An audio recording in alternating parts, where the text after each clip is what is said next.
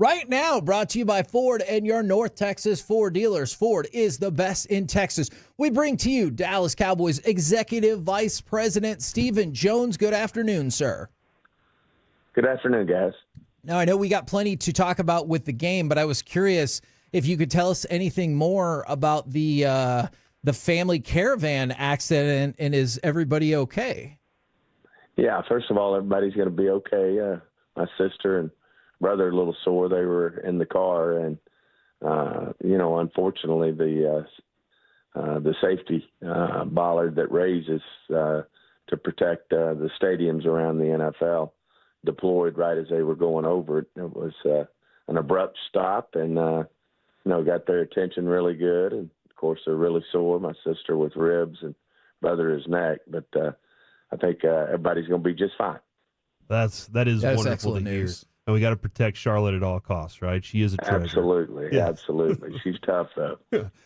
I'm kind of curious from the bye week, what did you feel was the most enlightening part of the cross the hall meetings that they had during that time? I just think, the biggest thing is execution. Is we just got to continue to execute better. I think defensively, I think the big thing is the guys understanding, what Coach Zimmer's trying to accomplish and his staff. And, I think it was important that, they get their hands around that. Obviously, it's hard to have the continuity when you're missing, and no excuses here, but, we're missing a lot of starters on that side of the ball. And, you're moving guys in and out of there trying to find the best combinations. So there's definitely some inconsistency. And obviously, with what we're doing right now, I mean, we're definitely we're going through some adversity. So that part's difficult. And then, offensively is continue to, look at, trying to find our running game. I mean, that's, important that we mix that in. I thought we did a good job early, and then, we had the adversity there in the third quarter, and I think got away from it. And but we just got to continue to grind. There's 10 football games left, a lot of football left to play, and we are going to ultimately start to get healthier. And, I think we've got the right group of guys on this team that are going to continue to bust it. They showed it yesterday when they, things were looking tough. And, both offensively and defensively made plays in the fourth quarter to get us back in the game and, a chance to win it on the last drive. Unfortunately, we just didn't execute on that last drive. Now, obviously, I think all fan bases will be in favor of better execution from their favorite team, and I understand there is 10 games left to play, a lot of football. Is there ever a thought that goes through your mind, whether it's last night's game or in between games or anything, that maybe the team just isn't good enough? No, I mean, I just think, this team's made up of a lot of the same players that won, 12 games the 3 prior seasons. I think it's, right now we're just going through adversity. We've had more than our share of injuries. It feels like this year, especially on the defensive side of the ball, coupled, with a new staff and a new scheme. So on the defensive side, so, I do think we've got really good football players. It's a matter of getting them, executing together and getting after it. But no, I think we've got, really good football players. And at times, we've had spurts where we played well, and obviously at times we're not playing well. I'm sure you guys will learn more as the week goes along, but do you have optimism for Micah Parsons and Deron Bland, for example, when you talk about hopefully some injured players coming back, potentially coming back this weekend? Yeah, it's just too early to tell for this week. I mean, they're out there working as we speak, and they'll work there the first parts of the week. I mean, you want to get it to where they're practicing, and things are, where they can get out there and see how they can play and see if they're confident that they can play at the level they need to play at to have success. Stephen, I know as part of the competition committee, we've had the question, did you get an explanation on the picked up flag from the touchdown that when the two collided in the end zone?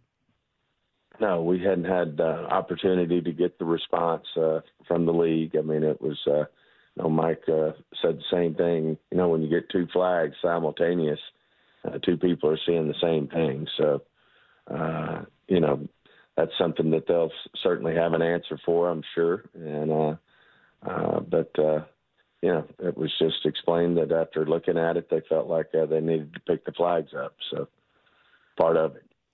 How did you feel about Dalvin Cook getting out there, and kind of can you explain how the Rico Dowdle situation all happened? Well, Rico just you know, he's these flu bugs going around, and unfortunately, it hit him when he woke up that morning, and it got progressively worse as the day went, and just felt like he, you know, wasn't ready to go. And we had Dalvin, who we were going with anyway, and certainly Zeke. So we were in pretty good shape there, and it was good to get Dalvin in the mix. And thought Zeke made some nice runs for us yesterday. Now, I was curious your take on the first 7 games this season of Dak Prescott specifically, because, you know, he said in the post game yesterday that second interception was as boneheaded of an interception as he's had, and he should have thrown it away. There's a lot that factors into quarterback play, of course, but what have you thought about Dak's play thus far this year?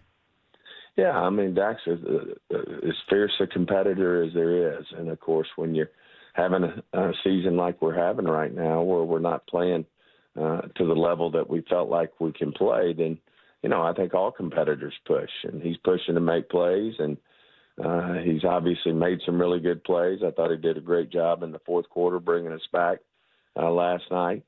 And, you know, he's no doubt in my mind that he's going to keep this group together, and they're going to keep working to get better and better each week. We've got a lot to work on, as Coach McCarthy says, but I just feel, you know, like we should just keep getting better. I mean, Dak knows what it takes to win in this league. He's done it at a high level, and, you know, right now we're going through some adversity, and we've just got to keep going to work every day.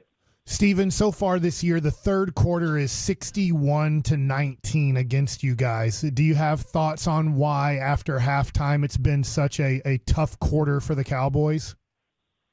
No, I mean, you know, I don't have my hands around that at the moment. Obviously, that's something we'll continue to talk about. We had a really obvious to everybody, a rough third quarter last night that got us, you know, in a position where we were, you know, having to make a fast and furious comeback there at the end. But certainly it's a place where I know the coaching staff will flag, and we've got to be better.